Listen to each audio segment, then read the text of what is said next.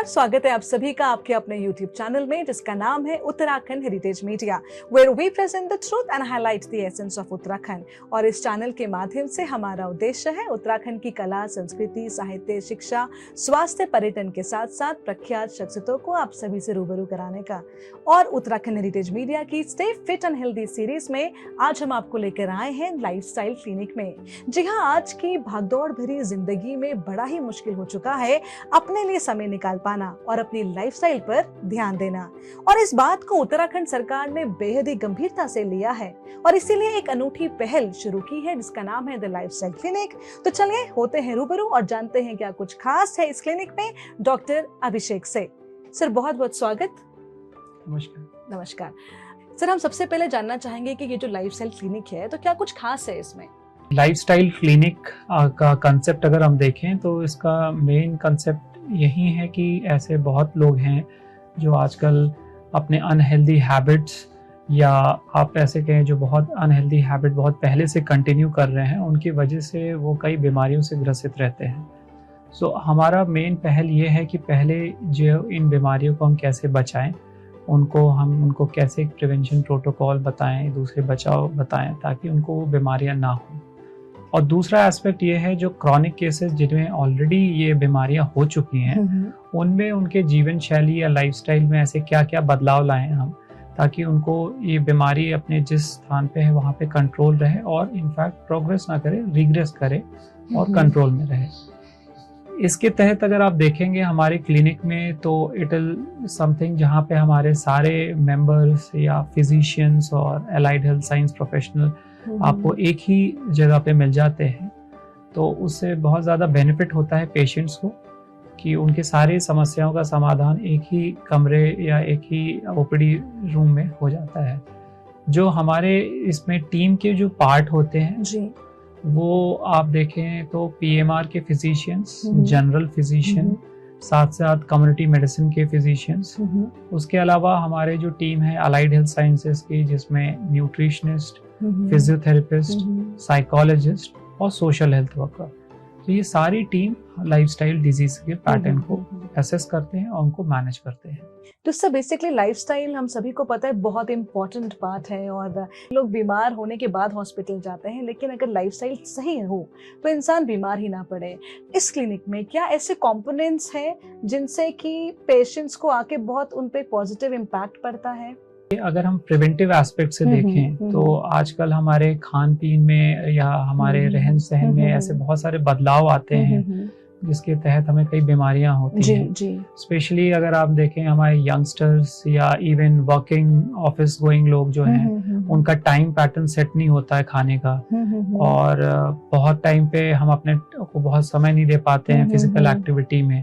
So ultimately ये सारे factor कहीं ना कहीं इकट्ठे होने लगते हैं और अल्टीमेटली हमें कई बीमारियों के फॉर्म में आने शुरू होते हैं। तो ये जो भी चीजें हैं फिजिकल एक्टिविटी से या न्यूट्रिशन से रिलेटेड या स्ट्रेस रिलेटेड, स्लीप रिलेटेड, कई बिहेवियरल चेंजेस जो इम्पोर्टेंट हैं, प्लस ऐसी कुछ आदतें इन फॉर्म ऑफ टोबैको और अल्कोहल, इनको कैसे कंट्रोल करें, इन सारे पैरामीटर्स पे ये क्लिनिक वर्क करता है जी। और जो ओवरऑल मैं बोलूँ इन सारे एस्पेक्ट पे उनकी हेल्प करता है। तो सर ये बेसिकली बिहेवियरल चेंज पे ज्यादा फोकस करता है। तो क्या आप लोग मेडिसिन भी देते हैं? फॉर एग्जांपल कोई हेवी चेन स्मोकर है और उसका लाइफस्टाइल बिल्कुल बिगड़ा हुआ है बिकॉज वो ज्यादा सिगरेट्स कंज्यूम करते हैं, तो ऐसे में क्या आप एंटी टोबैको या कुछ मेडिसिन भी देते हैं? एकदम अगर हम लगता है कि कोई इस चीज से इफेक्टेड है या टोबैको से या फिर स्मोकिंग से कंटिन्यूस, सो पहला हमारा होता है एस्पेक्ट उसकी हिस्ट्री रिलेटेड चीजें, वो कब से इन सब चीजों को कंज्यूम कर रहा है, क्या हैबिचुअल हो चुका है या स्टार्टिंग है। अगर स्टार्टिंग है तो हम लोग काउंसलिंग और दूसरे तरीके से उसको कंट्रोल करने की कोशिश करते हैं और सारे जो आप बिहेवियर पैटर्न में चेंजेस लाने के लिए कोशिश करते हैं। तो साइकोलॉजिकल एस्पेक्ट या क्लिनिकल साइकोलॉजिकल एस्पेक्ट जो पहला पैरामीटर होता है जिस पे हम वर्क करते हैं। साथ ही जैसे मैंने कहा कि उसको फिजिकल एक्टिविटी में इन्वॉल्व करना, थोड़ा प्रॉपर न्यूट्रिशन की तरफ पुश करना, ये भी हमारे पैरामीटर में रहता है। सो हमारा पहला चीज रहता है कि इन पैरामीटर को सुधार के उसके कैसे रिजल्ट आ रहे हैं। अगर वो रिजल्ट हमारे एडुकेट हैं तो फिर हम फर्दर अहेड नहीं जाते हैं, बट कई ऐसे केसेस होते हैं जिसमें हमें मेडिसिन और दूसरी चीज़ों को भी सहारा लेना पड़ता है। जी सर, यूँ तो हर किसी की बॉडी एक अलग ही स्टोरी होती है हर एक पेशेंट की। तो अगर कोई ऐसे पेशेंट्स भी आते हैं जिनका 10 साल से 15 साल से अर्थराइटिस है या थायराइड की प्रॉब्लम है जो मेडिकेशन से नहीं इम्प्रूव होती है, तो ऐसे मामलों में क्या चैलेंजेस आपको लगता है कि आपको फेस करने पड़ते हैं? देखिए, अभी कुछ डिजीजेस ऐसी हैं, आप जैसे आपने आर्थराइटिस बोला या थायराइड बोला, तो आर्थराइटिस में हमें पता है कि वो जॉइंट के स्ट्रक्चर्स और उनके आसपास के चीज़ों को नुकसान पहुंचाता है। सो इनकी वजह से अल्टीमेटली काफ़ी आसपास की मांसपेशियां भी कमज़ोर होती हैं और फिर वो एक तरह से एक साइकिल बन जाती है। तो जिस पे अगर हमने दवाइयों के साथ साथ फिजिकल एक्टिविटी या पर्टिकुलर एक्सरसाइजेस इन पे ध्यान नहीं दिया तो ये और प्रोग्रेस करती है। सो लाइफस्टाइल में हमारा होता है कि with medicines what all are other thing जो हम इंक्लूड कर सकें। सो दवाइयों के साथ साथ हम कोशिश करते हैं कि उनको एक्सरसाइजेस जो उनके आसपास के एरिया के लिए इफेक्टिव हो वो बताया जाए, उनको कितनी मात्रा में करना है, कैसे करना है, सही तरीका क्या है, उनको ऊपर हम काफ़ी जोर देते हैं।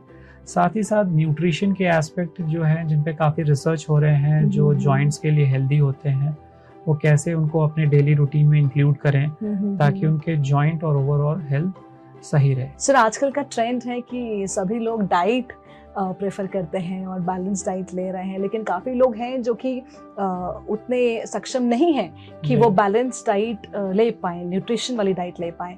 तो उनके लिए क्या आप मैसेज देना चाहेंगे कि वो अपने उन चीज़ को खा सकते हैं, या काफ़ी लोग भूखे पेट रहते हैं तो सोचते हैं कि हम पतले हो जाएंगे, जो ओबेसिटी का शिकार हैं, उन लोगों के लिए आप क्या मैसेज देना चाहेंगे? ये आपने सही कहा कि काफ़ी ऐसे प्रोपोर्शन पॉपुलेशन है जो बैलेंस डाइट के लिए भी उनको दिक्कतें हैं।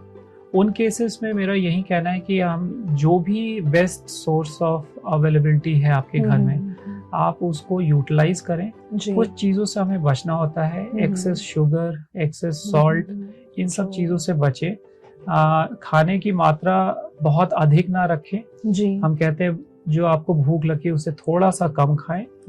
टाइमिंग का बहुत इंपॉर्टेंट रोल होता है, आप टाइम से उसको खाएं और कोशिश करें कि सोने से पहले हम 3 से 4 घंटे पहले अपना लास्ट मील कंप्लीट कर लें। अगर हम ये सब चीज़ें भी फॉलो करते हैं, साथ ही साथ बाहर के जंक फूड और दूसरी चीज़ों को थोड़ा अवॉइड करते हैं, तो आई गेस हम लोग around 70 to 80% of the things को हम कैटर कर रहे हैं और वो चीज़ें कंट्रोल में रहेंगी। समय हो चला एक छोटे से ब्रेक का, बने रहिए हमारे साथ।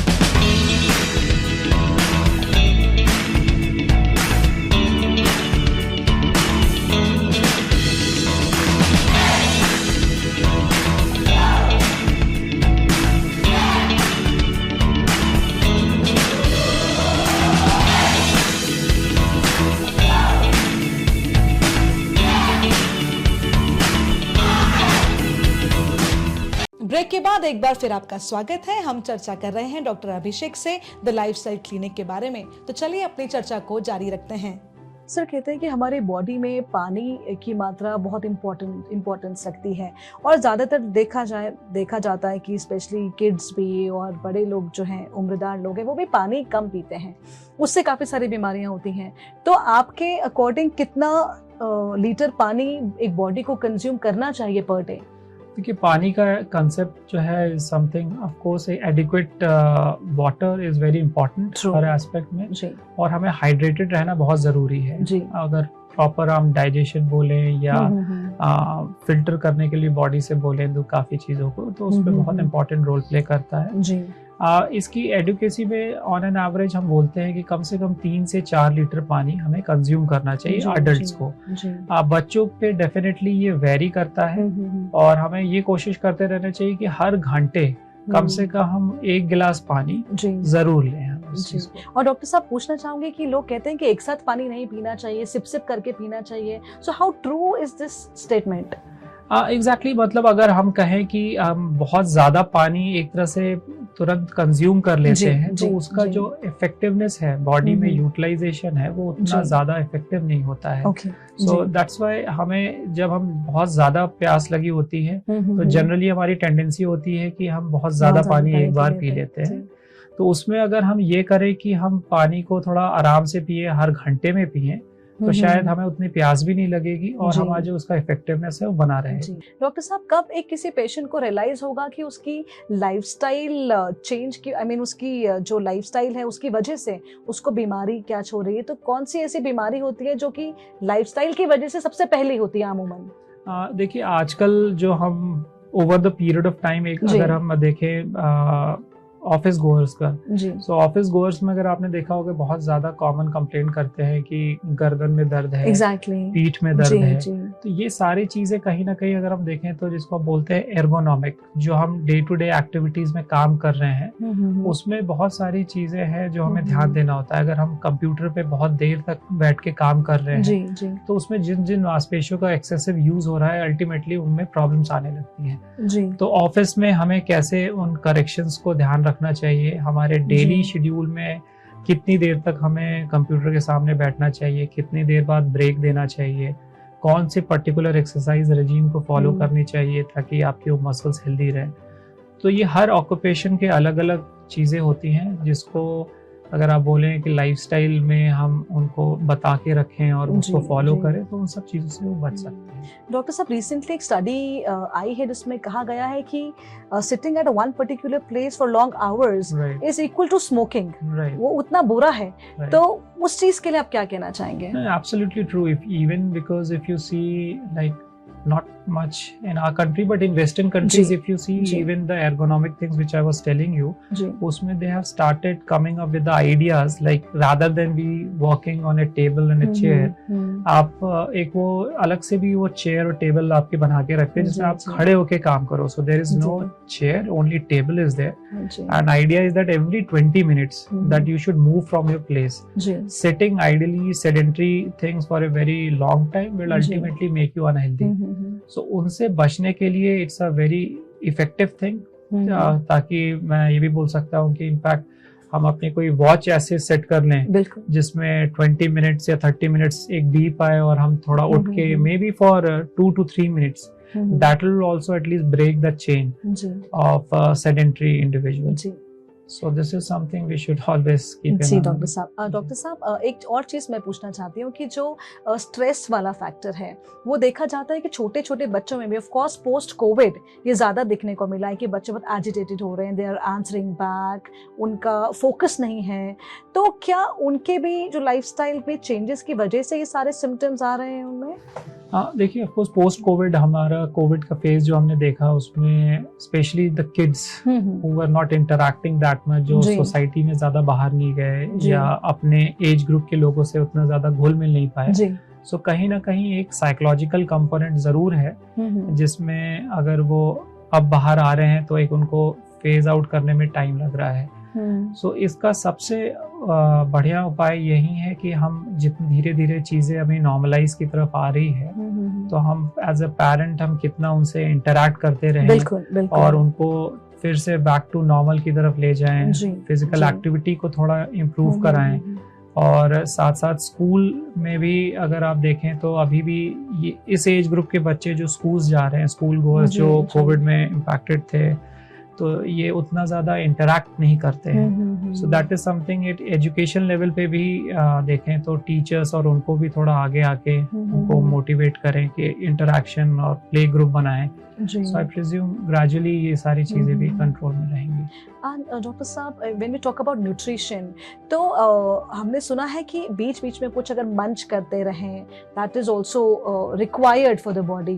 तो क्या मैसेज आप देंगे हमारी जनता को कि जो अपने वर्क प्लेस में है या कहीं ट्रैवल करते हैं, कि वो ड्राई फ्रूट्स रखें या कुछ अपने लिए इंस्टेड ऑफ कैंडीज और चॉकलेट्स के बजाय क्या वो लोग कंज्यूम कर सकते हैं? राइट, देखिए munching is not a bad idea, bad option, but overall हमें जो देखना चाहिए that what we say is whole food plant based. It is something जिसमें ऑफ कोर्स हम nuts हुआ, seeds हुए, these are the things if we take it in proportion, it is both equally आपके appetite को भी control करे रखेगा, plus this is something very much add to your healthy lifestyle also. So उनके ऊपर हमें जोर ज्यादा देना चाहिए, और कोई भी हमें मंच में हमें ध्यान रखना चाहिए कि बहुत ही ज्यादा उसमें फैट कंपोनेंट, बहुत ज्यादा सॉल्ट, शुगर, इनका ज्यादा चीजें ना हो। तो जितना अगर हम होल फूड प्लांट बेस्ड के बेस की तरफ बढ़े, so I think that would be ideal. And doctor साहब, काफी पेशेंट्स ऐसे होते हैं जिनकी किडनी प्रॉब्लम होती है, या बचपन से किडनी श्रिंक होती है, या उम्र के साथ किडनी डैमेज हो जाती है, और ये फीमेल के केसेस भी काफी अभी हाल ही में देखने को मिले हैं। तो उनका क्या रीजन होता है? बिकॉज वो तो ना स्मोक करते हैं, ना ड्रिंकिंग में ज्यादा है, तो उनकी किडनी डैमेज का प्रॉब्लम रहता है। उसके पीछे क्या रीजन हो सकता है, और क्या चीज उनको खाना चाहिए कि वो इम्प्रूव कर पाए? देखिए, कुछ किडनी डिजीज होती हैं जो over the period of time किसी बीमारी या किसी दूसरे कारणों के कारण होती है। जी। कुछ ऐसी होती हैं कि ड्यू टू सर्टेन एस्पेक्ट आप कहिए कि फैमिलियल चली आ रही है, और वो फिर अल्टीमेटली किडनी को नुकसान पहुंचाती है। जी। कुछ ऐसी चीजें होती हैं जो अनडायग्नोस्ड रह जाती हैं, एंड अल्टीमेटली हमें बाद में पता चलता है कि किडनी या दूसरे ऑर्गन्स को काफी नुकसान हो गया है। रही बात किडनी एज सच की, तो मैं यही कहूँगा कि it is main filter organ होता है हमारे बॉडी का। So whatever we are eating and the amount of water consumption we are doing is equally important. So अगर हम छोटी चीज़ों पे हम ध्यान दें कि हम क्या खा रहे हैं, कितना पानी पी रहे हैं, समय समय पे अपनी जनरल हेल्थ चेकअप कराते रहें, ताकि अगर कोई हिडन कॉज है तो वो हमें पहले ही पता चल जाए। तो इन सब चीज़ों का अगर हम ध्यान रखते हैं तो किडनी और उसके साथ जितने भी मेजर ऑर्गन हैं उनको भी हम प्रोटेक्ट कर सकते हैं। तो सर, क्या इनको जैसे कहा जाता है कि मोटी दालें नहीं खानी है या नॉनवेज नहीं खाना है, तो डाइट में क्या चीज रख सकते हैं? किडनी और इन सब चीजों के लिए डेफिनेटली जो हम कहें कि आपका इजीली डाइजेस्टेबल चीजें होती हैं, उनके ऊपर हम ज्यादा चीजें हम ध्यान दें। और इजीली डाइजेस्टेबल चीजों में अगर आप देखेंगे तो ताकि बॉडी को एक्सक्रीशन और दूसरी सारी चीजों में उतना ज्यादा मेहनत नहीं करनी पड़े जी, और वो अपना काम उसको यूटिलाइज कर सके जी। And so similarly cancer patients जो हैं, बिकॉज विभिन्न प्रकार के अपने कैंसर पेशेंट्स हैं, फीमेल्स में ब्रेस्ट कैंसर काफ़ी कॉमन है, तो उनके लिए भी do they need to follow any special diet और समथिंग जिसमें कि वो इस बीमारी से ओवरकम कर पाए? देखिए, cancer is something which is I'll say कि once it has been diagnosed, so definitely apart from जो हम ट्रीटमेंट उनका रिजीम है उसको चलाते रहने के साथ साथ उनके बहुत सारे बॉडी के दूसरे एस्पेक्ट को भी इम्पायर करता है वो, तो हमें उनको ध्यान रखना होता है। और साथ साथ न्यूट्रिशन अगर हम बोलें तो डेफिनेटली हमें उनको न्यूट्रिशन, उनका एडुकेट न्यूट्रिशन, चाहे वो कार्बोहाइड्रेट के प्रोपोर्शन या प्रोटीन के प्रोपोर्शन और फैट के प्रोपोर्शन, इन तीनों प्रोपोर्शन को बहुत अच्छे से फॉर्मुलेट करना होता है ताकि उनकी जो एनर्जी लेवल है वो बना रहे। और कई बार ऐसा होता है कि because of all these disease pattern उनका ये प्रोपोर्शन उतना एडुकेट नहीं होता है, and ultimately it lead to lot of other complications. जी।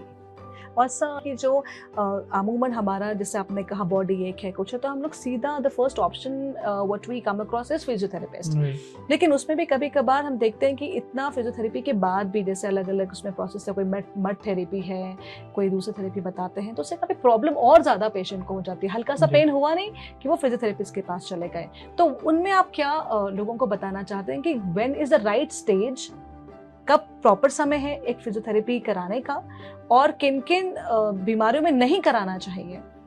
देखिए कोई भी मस्कुलोस्केलेटल प्रॉब्लम अगर हो तो उसके लिए मैं यही कहूँगा कि पहले आप उस चीज़ के लिए जो भी आपके जो मस्कुलोस्केलेटल मेडिसिन को अच्छे से समझते हैं उनको दिखाएं, जिसमें सबसे पहले मैं बोलूँगा अगर फिजिकल मेडिसिन रिहैबिलिटेशन फिजिशियंस हो या फिर ऑर्थोपेडिक सर्जन्स हो, आप इनसे कंसल्ट करके इनिशियल फेज का आप उसको स्क्रीन आउट कराएं कि कोई आपको पैथोलॉजिकल इश्यूज या दूसरी सारी चीज़ें नहीं है। अगर वो सारे रेजीम में आपको कोई इश्यूज नहीं निकलता है तो definitely then we can move to the other aspect of treatment, let it be आप अगर हम बोलें अलाइड हेल्थ साइंसेज में फिजियोथेरेपी या फिर whatever form of other particular things को भी हम कैरी फॉरवर्ड कर सकते हैं।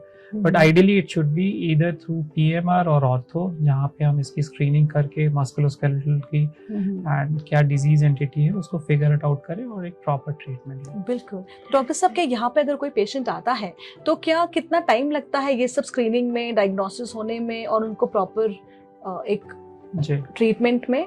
तो अगर हमारे पास पेशेंट आते हैं, स्पेशली मस्कुलोस्केलेटल पेशेंट्स अगर आते हैं, तो हम इनिशियली उनको इवैल्यूएट करते हैं on the basis of their history, फिर उनका क्लिनिकल एग्जामिनेशन करते हैं। सो ये सारा टाइम हमें मुश्किल से आप कहें 15 to 20 मिनट्स का होता है, depending on experience to experience. And उसके पश्चात अगर हमें कोई टेस्ट की जरूरत पड़ती है या दूसरी चीजें, तो फिर हम उसको ऐड ऑन करते हैं। सो वंस वो सारी चीजें रिपोर्ट्स और एग्जामिनेशन के जो हमारे डेटाज होते हैं उसको हम साथ में देख के उनके डायग्नोसिस पे आते हैं, then we start with our treatment protocol. एक डिजीज है जिसमें कि बॉडी के सेल्स बॉडी को ही ईट करते हैं, खाते हैं, तो उसमें ये बच्चों में भी टेंडेंसी ज़्यादा हो जाती है और उनके देखा जाता है तो उनके जो मसल्स बड़े वीक हो जाते हैं, वो ग्रिपिंग पावर नहीं रह जाती। तो are there certain exercises for those patients specially जो कि यहाँ पे मिल सकता है उनको? देखिए, जो डिजीज एंटिटी है जिसमें ऑटो इम्यून डिसऑर्डर की वजह से उनके मसल्स या दूसरे स्ट्रक्चर्स इन्वॉल्व कर रहे हैं, तो कुछ चीज़ें हैं जो हम मेडिसिन से और या पर्टिकुलर स्पेशलिस्ट से कंसल्ट करके उनका ट्रीटमेंट वो एग्जीक्यूट करते हैं वो लोग। पैरेलली मैं ये ज़रूर बोलूँगा कि उनके जो सपोर्टेटरी मेजर्स हैं उसमें ये काफ़ी हेल्प कर सकता है उनकी आज की सिचुएशन जिसे बोलते हैं to improving the quality of life. So that is something where it can play a important role. Even Department of PMR also works very closely with these patients, जिसमें उनको क्या क्या चीज़ें हम और ऐड कर सकें इन फॉर्म ऑफ एक्सरसाइजेस या in form of various activity of daily living की चेंजेस में क्या क्या करना होगा, उनके ट्रांसफर्स, उनके पोजीशनिंग, उनके कौन से पर्टिकुलर ग्रुप ऑफ मसल्स में किस चीज़ का ध्यान रखना है, ये सारी चीज़ें भी उनको बताया जा सकता है जो उनको ओवरऑल क्वालिटी ऑफ लाइफ को इम्प्रूव करती है। जी, लास्ट में सर हमारी जनता के लिए message based on the lifestyle, कैसे अपनी लाइफस्टाइल को ठीक रखें और ज़्यादा से ज़्यादा लोगों को बताएं कि ये जो क्लिनिक है गवर्नमेंट ऑफ उत्तराखंड का इनिशिएटिव है, स्वास्थ्य विभाग का इनिशिएटिव है, और फीस के बारे में बताएंगे सर? देखिए, गवर्नमेंट का होके ये निःशुल्क है, इसमें कोई भी सच फीस आपको अलग से नहीं देनी पड़ती है। और लाइफस्टाइल क्लिनिक का हमारा जो मेन उद्देश्य हमेशा से यही रखा है कि जितनी भी जनरल पॉपुलेशन है जो इन बीमारियों से ग्रसित है लाइफस्टाइल डिसऑर्डर से, वो इसको यूटिलाइज करे और जो दूसरे डिपार्टमेंट में दिखाने के बाद हमारे पास कभी भी ये सारे सर्विसेज को उनको एक ही छत के नीचे मिलेगी और उसमें जितनी भी उनकी मदद हो सके, जिस भी बीमारी से लाइफस्टाइल डिसऑर्डर से जो ग्रसित है, उन सारी बीमारियों का सल्यूशन हम पूरे देने की कोशिश करेंगे। तो सर आपसे बात करके बहुत अच्छा लगा, बहुत सारी जानकारी, बहुत सारी इन्फॉर्मेशन हमें आपसे मिली। तो ये थे हमारे साथ डॉक्टर अभिषेक चौधरी जी, जिन्होंने लाइफस्टाइल क्लिनिक के बारे में हम सभी का ज्ञानवर्धन किया, हमें बहुत सारी बातें बताई। तो इसी उम्मीद के साथ कि टीम उत्तराखंड हेरिटेज मीडिया की टीम जल्द हाजिर होगी स्टे फिट एंड हेल्दी के एक अलग सीरीज में, एक अलग एक्सपर्ट के साथ। फिलहाल आप डॉक्टर अभिषेक को और मुझे दीजिए इजाजत। नमस्कार।